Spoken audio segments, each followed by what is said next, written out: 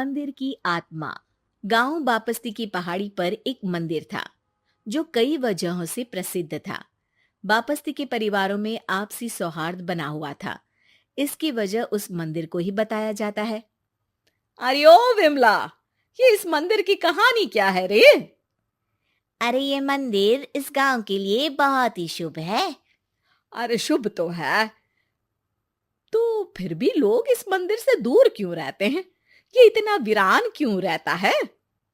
अरे बड़े बुजुर्ग कहते हैं कि मंदिर में आत्माओं का राज है जो लोगों की मदद करते हैं, लेकिन मंदिर से सभी को दूर भी रखते हैं। अरे ये कैसी आत्मा है जो लोगों की मदद भी करते हैं और लोगों को मंदिर से दूर भी रखते हैं? अरे यही चलता आया है यहाँ पर, इसीलिए कोई कुछ बोलता नहीं। क्योंकि जिसके घर में कोई भी परेशानी होती है तो बताते हैं कि इस मंदिर से उन्हें मदद मिलती है। अरे वाह, ये तो अच्छी बात है। तभी इस गांव में इतनी खुशहाली दिखती है। तभी बाहर किसी की चीखने चिल्लाने की आवाज आती है। दोनों बाहर निकलती हैं तो देखती हैं कि गांव के एक बुजुर्ग रो रहे हैं क्योंकि शहर से उन्हें कोई बुरी खबर मिली है।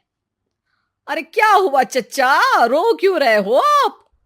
हाँ चाचा, बताओ ना, हुआ क्या? अरे क्या बताऊं बेटे, मेरा बेटा शहर गया हुआ था कमाने, लेकिन आज खबर मिली है कि उसका एक्सीडेंट हो गया। वो अस्पताल में भर्ती है। अरे तो इसमें परेशान होने की क्या बात है चाचा, जाओ शहर और बेटे का इलाज करवाओ। हाँ चाचा, विमला सही कह रही है। आप शहर जाओ और इलाज करवाओ। अरे कैसे इलाज करवाऊं, अभी पैसे नहीं है और शहर के अस्पतालों में इलाज का खर्चा लाखों में आता है। अरे चाचा, भगवान पर भरोसा रखो, कहीं ना कहीं से मदद जरूर मिल जाएगी। बस आज का दिन कैसे भी काट लो।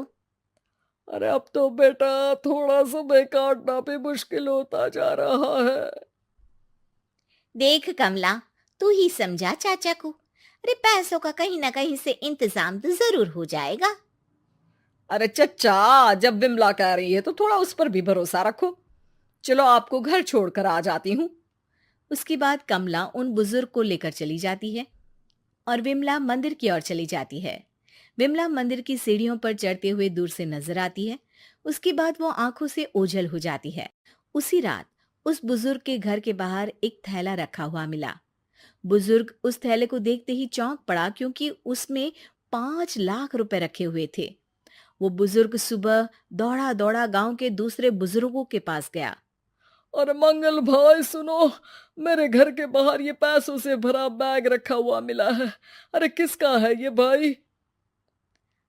अरे भैया, मुझे क्या पता। तभी उधर से कमला और विमला निकलती हैं। अरे बेटा सुन तो, देख ये क्या रखा हुआ था मेरे घर के सामने। कमला और विमला हैरानी से देखती हैं। अरे वाह, देख विमला, तूने कहा था ना कोई मदद जरूर करेगा। अरे भगवान सबकी मदद करते हैं, ये पैसों की मदद भी भगवान ने ही भेजी है। और क्या।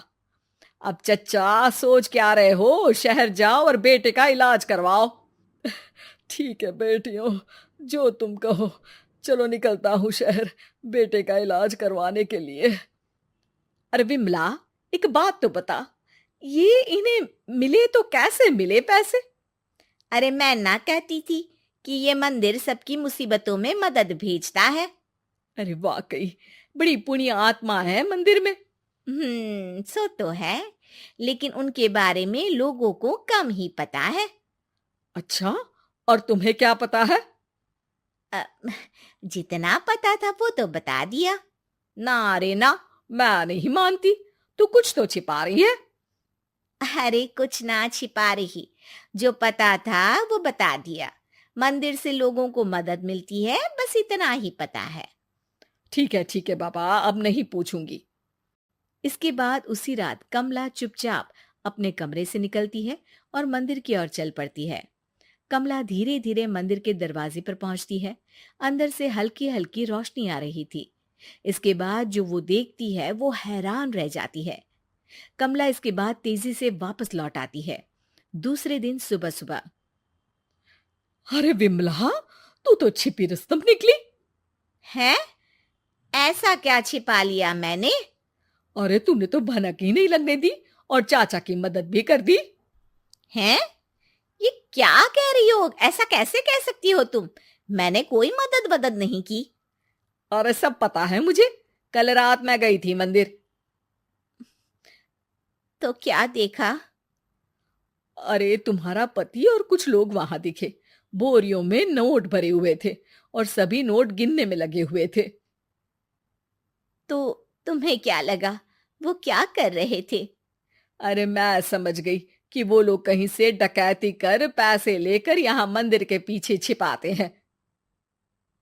अब जब तुम जान ही गई हो तो बता देती हूँ, लेकिन ये बात किसी को पता नहीं लगनी चाहिए। मेरे पति डकैती नहीं डालते हैं, बस उन लोगों से पैसे छीनते हैं जिन्होंने गलत तरीके से पैसे बनाए हैं। और फिर लोगों की मदद करते हैं। यही है वो पुण्य आत्माएं जो लोगों को मदद पहुंचाती है। अब समझी? हाँ, अब समझी उन पुण्य आत्माओं का चक्कर। सही है। करते रहो मदद, लेकिन सावधानी से, मेरी तरह कोई और ना पहुंच जाए।